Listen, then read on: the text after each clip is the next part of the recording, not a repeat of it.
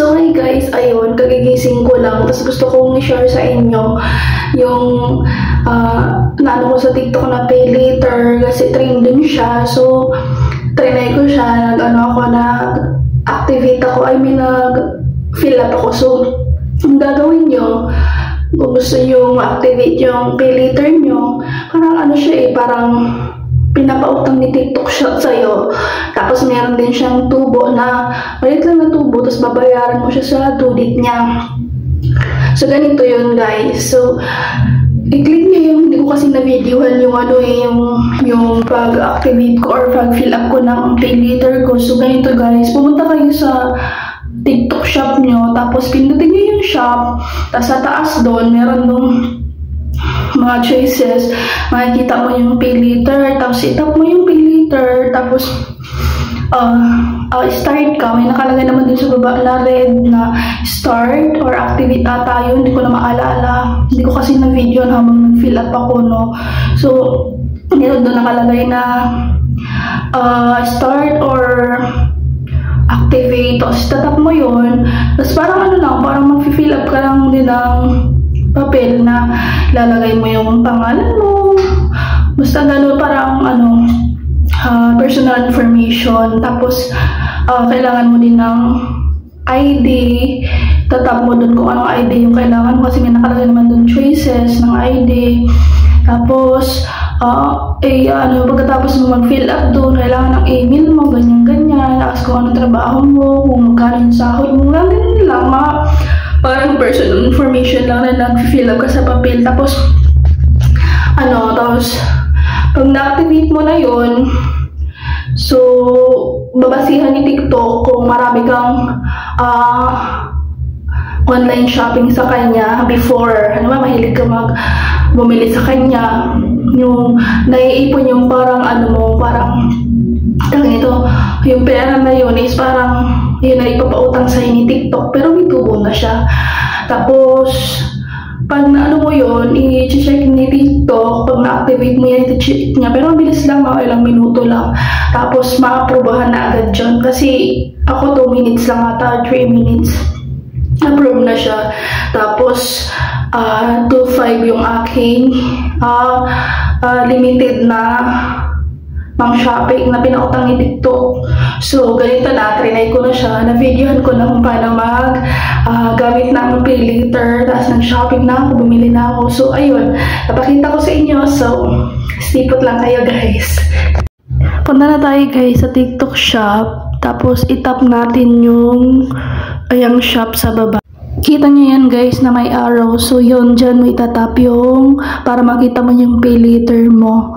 So yan, tap mo yung shop, tapos sa taas may lalabas na pay later. So ayan, itap mo yan, dyan ka magre-register, pero hindi ko kasi na-videohan guys So ayan, na-registered ko na yan, kaya makikita ko na yung aking pera na pinautang ni TikTok. So kita nyo yan, 2.5. So yan yung yung minimum ng iyong pera na pinautang ni TikTok sa'yo. So, ayan, kita mo yan. Meron ditong all statements. Pag meron ka ng na shop, dyan magre-reflect yung due date mo.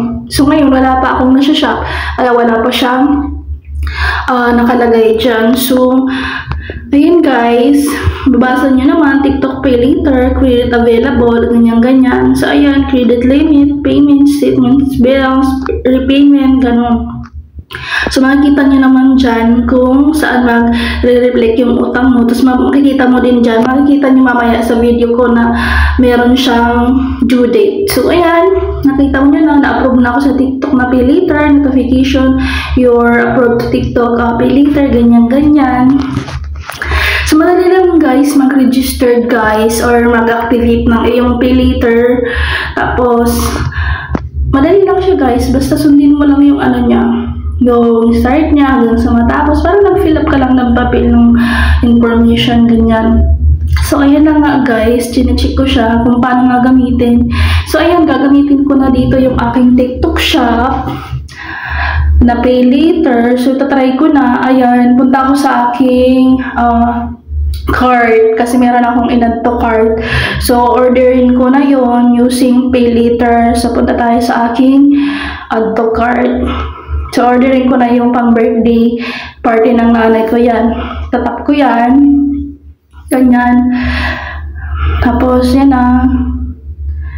Baba-baba pa tayo kasi may orderin pa ako na itatry ko na siya guys kung paano orderin kasi tumitingin ako ng tutorial, wala pang nakakapag-order na may tutorial, so ako pa lang yung nag-tutorial dito na gagamitin ko yung pay later guys. So ayan na, click ko yung aking orderin using pay later. So natry ko na kung pwede na ako maka-order na gamit yung pay later. So ayan na nga, pumunta na ako ng cart.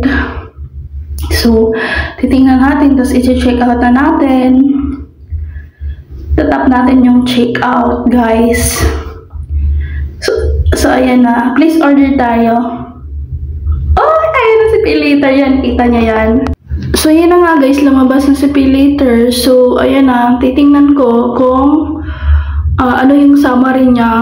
Kung saan makikita yung parang tubo niya. So, i-please order ko muna siya guys para makita ko kung magkano yung tubo ng inutang natin. So, ayan, nakita nyo yan.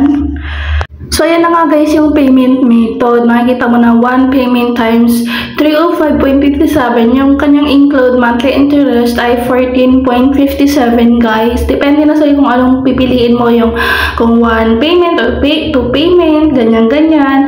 So, ayan, i-review all payments mo lang siya. Ayan, tinignan ko ulit kung magkano yung total lahat nga guys. Sure ko kung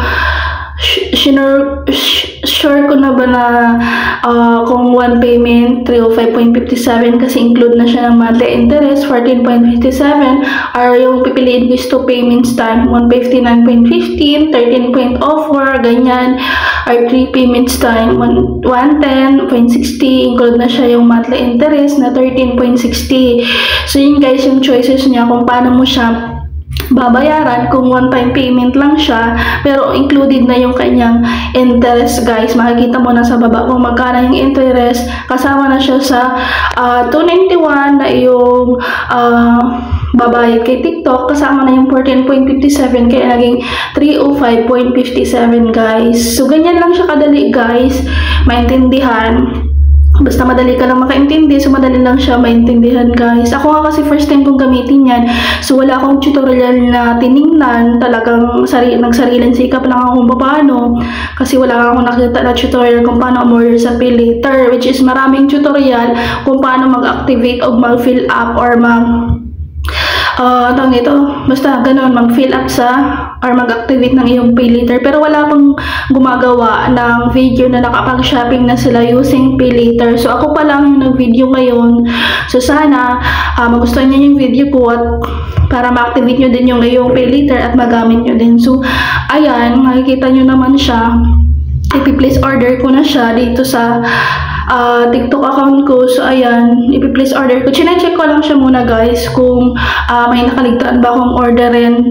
Kasi yan lang muna yung order ko, worth of 291.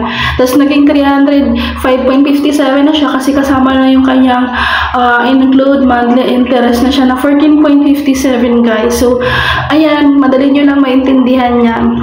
Sobrang madali lang gawin. So, ayan na nga, nakapag-shopping na ako. So, makikita ko yan mamaya na nabawas na siya sa 2.5 na pinautang sa akin ni TikTok. So, ayan lang. Dali lang. Maraming choices kung paano mo siya babayaran. Kung 2 beses, ganyan-ganyan. So, ayun, chinecheck ko lang siya para at least alam nyo din kung paano umorder sa ating mga pay later. So, ano pang hinihintay nyo? Pumunta na kayo sa inyong TikTok shop. I-activate nyo na yung inyong pay later para non-stop shopping tayo. Para kung anong gusto natin, kahit wala tayong pera sa GCash, wala tayong perang hawak, makakapag-order tayo using pay later sa TikTok shop. So, ayan. Nakaka-excite diba? Yung mga mahilig mag-shopping dyan, pumunta na kayo sa pay later nyo, activate nyo na! Ayan na nga guys, makikita ko na. Please order na ako guys. So, okay na yun. Antayin ko na lang yung order ko. Order place na siya. So, tingnan nyo guys. Madali lang siyang gamitin. So, back tayo dun sa pay later natin kung nabawasan. So, yun, balik tayo sa TikTok shop ko. Tap natin yung shop, tsaka check natin yung ating pay later kung nabawasan nga yung ating 2.5. So, ayan na nga guys. Antayin lang natin. So, tap natin yung shop, pay later. Tap natin yung pay later sa taas. So, ayun na nga guys, nabawasan yung ating 2.5. So, bari yung na-order ko is 291.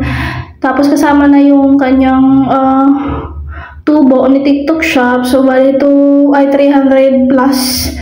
So, ayun na nga, 2,209. Ayan, 305. Yung ating due date ay February 16, 2024. So, ayan, nakasali na yung ating tubo na 305.57. So, ayan, nakalagay na unpaid, hindi pa natin nababayaran. So, dito naman yung paid kung nabayaran mo na yung utang. So, madali lang siya, guys. Tingnan nyo lang yung tutorial ko dito kung paano ko siya gawin. So, ayan, balik tayo ulit. Check natin yung repayment log. So, wala pa tayong repayment log. So, wala pa siyang nakalagay dyan. Tapos, balik tayo sa all statements tayo. Ay, doon tayo sa, wala rin, refund log. Kasi wala tayong refund. So, ayan. Madali lang gamit ng ating pay later. So, tingnan lang ang tutorial dito. So, madali lang siya, guys. Madali lang siyang gawin. Sobra. So, pwede kayong mag-shop kahit wala kayong pera sa GCash, wala kayong pang COD. Pwede kayo dyan kay TikTok pay later. Basta babayaran nyo lang siya after nyo maubos. So, thank you. That's all.